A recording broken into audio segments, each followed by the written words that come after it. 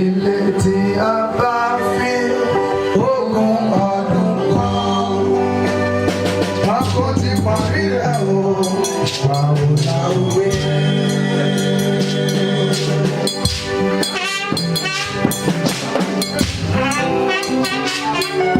Ìpàgọ́ tá fi ogún ọdún kan, ó yẹ kí ìdánwò ọjọ́ kan máa jẹ́. Lórí ẹ̀jẹ̀ bá sí wa, òjò àkárí pé kí àwọn àkókò tí wọ́n má lè fojú ẹ̀mí wa, wọ́n pẹ́ ní orúkọ rẹ̀ fẹ́ jẹ́ kí èdè ọ̀tá àwọn ìmọ̀ọ́sẹ̀ lé wa lórí. Ṣé wọ́n ti kó láti lọ́sí ìwé ìgbòho bẹ́ẹ̀ láti sọ ìgbòho àgbà sá?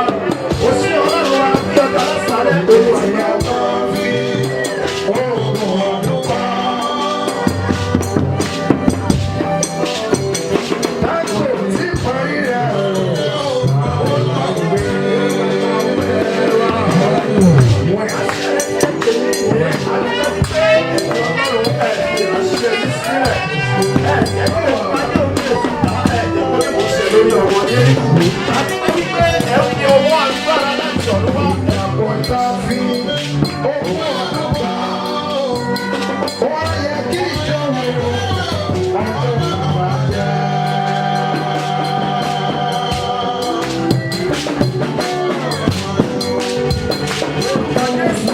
dáríjì wá lásàrẹ́ yìí ẹlẹ́dàá ọ̀run àtayé ọba ẹlẹ́dẹ̀ pẹ̀sẹ̀ rẹ̀ olúwa dáríjì wá lásàrẹ́ yìí ọba lẹ́yìn dáríjì olúwa yà wá sí mímọ́.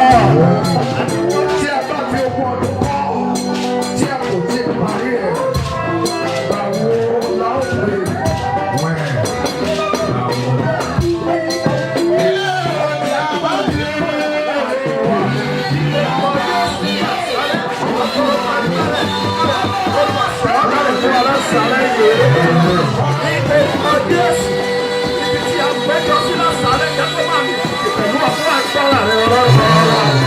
Bí a bá wá rí èjè tàbí ìmọ̀kan tí ọ̀tá lè pèjè pinnu nítorí àjọ mímọ́ yìí kí a tó parí rẹ̀ lórúkọ Jésù olúwa bàájẹ́ lásàrẹ́ yìí.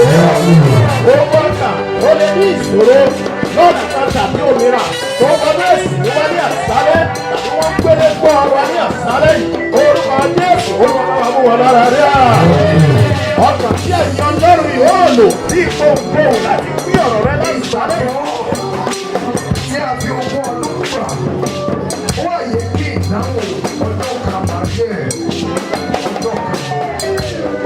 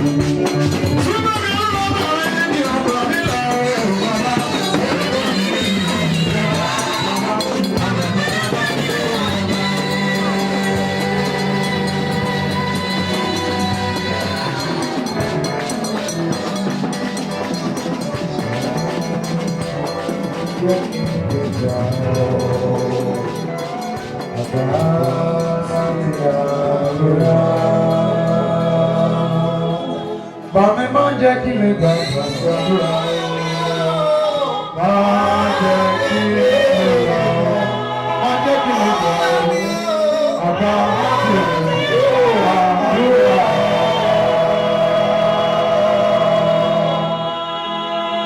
Ẹ jẹ́ kí etí ọ̀tá kó ní mo ṣẹ̀rẹ̀ wá lórí. Bí wọ́n ti ń rò lọ́tún lọ́sìn ní ìhà ibi gbogbo bẹ́ẹ̀ bá lè sọ ìpinnu ọ̀tá di asán. Ó ṣe Ọlọ́run wa gbé ọ̀gá lásàálẹ̀ Olúwa gba ọpẹ́ wa. Adúpẹ́ wípé iṣẹ́. Wọ́n dojú àdúrà tì mí. Olúwa mi sọ̀rọ̀ ẹ̀bùn fún mi. Sọ̀rọ̀ ẹ̀bùn fún mi.